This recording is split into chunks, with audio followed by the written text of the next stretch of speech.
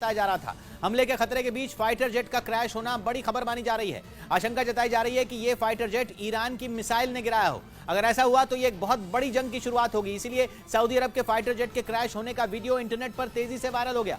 दावा किया जाने लगा कि यह कोई अचानक होने वाला हादसा नहीं था, बल्कि ईरान की तरफ से छेड़ी गई जंग का एक हिस्सा हो सकता है। लेकिन हैरानी की बात यह है कि इस पर न तो सऊदी अरब ने कुछ बोला और न ही ईरान ने कोई दावा किया। इसके बावजूद ये वीडियो इंटरनेट पर तेजी से वायरल हो गया। लेकिन सऊदी अरब ने बयान जारी किया कि ये उनकी फौज का F-15 फाइटर एयरक्राफ्ट है, जिसमें बैठे पायलटों ने खुद को हादसे से पहले इजेक्ट कर लिया था। इसकी नौबत क्यों आई, इस पर सऊदी अरब ने कुछ नहीं बोला।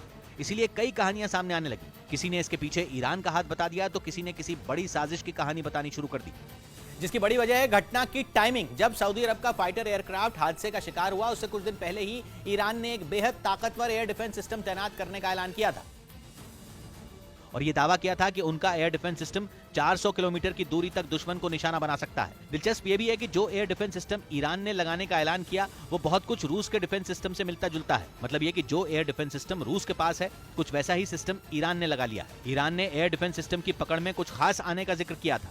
कहा था कि दुश्मन की किसी शरारत को उसके डिफेंस सिस्टम ने पकड़ लिया। उसके अगले ही दिन ये वीडियो इंटरनेट पर वायरल हो गया। इसीलिए दावा किया जाने लगा कि ईरान के एयर डिफेंस सिस्टम ने ही सऊदी अरब के फाइटर जेट को ढेर कर दिया है। हालांकि इस दावे में दम इसलिए नहीं लग रहा क्योंकि फाइटर जेट नीचे गिरने के वक्त एकदम ठीक दिख रहा था।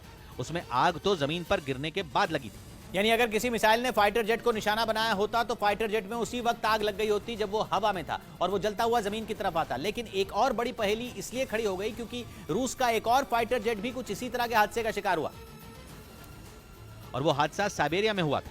साइबेरिया में हुए हादसे में भी एक फाइटर जेट गिरता हुआ साफ दिखा। वो जमीन पर गिरा और एक जोरदार धमाका हो गया। आग और धुएं का बवंडर उठता हुआ दिखने लगा। दोनों हादसों में फाइटर जेट में आग जमीन पर गिरने के बाद ही लगी। दोनों के बाद दावा किया गया कि फाइटर जेट में तकनीकी खराबी आई थी। लेकिन इंटरनेट पर दोनों हादसों के बाद दावा किया जाने लगा कि ये काम किसी डिफेंस सिस्टम का हो सकता है। कोई ऐसा डिफेंस सिस्टम जो केवल रडार और सिग्नल को जैम करता हो, इस तरह से कि फाइटर जेट के सेंसर काम करना बंद कर दें। हालांकि अब तक इस तरह के डिफेंस सिस्टम का जिक्र किसी हॉलीवुड फिल्म में भी नहीं हुआ। लेकिन सऊदी अरब और रूस के फाइटर जेट का क्रैश होना इंटरनेट पर सनसनी जरूर बना हुआ है। खबर है कि चीन के सालाना एयर शो में इस बार रूस की सेना भी शामिल होने वाली है। चीन के जीयूआई में होने वाले इस एयर शो में रूस के खतरनाक लड़ाकू विमान अपना जौहर दिखाएंगे, जिनके साथ S-400 एयर डिफेंस सिस्टम भी शामिल होगा। जानकारी के मुताबिक 8 से 13 नवंबर तक चीन के जीयूआई में चलने वाले इस एयर शो में रूस के कई लड़ाकू विमान, हेलीकॉप्टर और मिसाइल सिस्टम अपना दमखम दिखाएंगे। माना जा रहा है कि इस एयर शो के जरिए रूस और चीन एक साथ होने का संदेश देना चाहते हैं। खबर तो यह भी है कि इस एयर शो के लिए रूस ने अपने आधुनिक S-350 एयर डिफेंस सिस्टम को भी रवाना किया है, जिसे हाल ही में रूस की सेना में शामिल किया गया। माना जा रहा है कि S-350 वितिज एयर डिफेंस सिस्टम पर दुनिया भर की निगाहें रहने वाली हैं, क्योंकि रूस का ये एयर डिफेंस सिस्टम भयानक तबाही मचाने की ताकत रखता है। चीन की सीमा के पास बेहद ऊंचाई पर भारतीय सेना अमेरिका के साथ मिलकर युद्ध का अभ्यास करेगी। खबर है कि जिस जगह ये मिलिट्री ड्रिल होगी वो LAC से 100 किलोमीटर ही दूर है, जहां भारतीय और अमेरिकी सेना के जवान अपने खतरनाक हथियारों के साथ जंग की तैयारी करेंगे। असल में चीन LAC के पास अपनी हरकतों से बाज नहीं आता।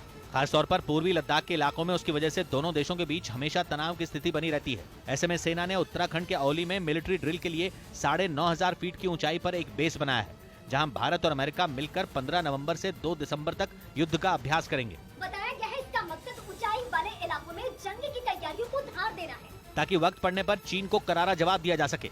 खबर है कि जिस जगह सेना ने बेस बनाया है, वहां सैनिकों के रहने और ट्रेनिंग की पूरी व्यवस्था की गई है।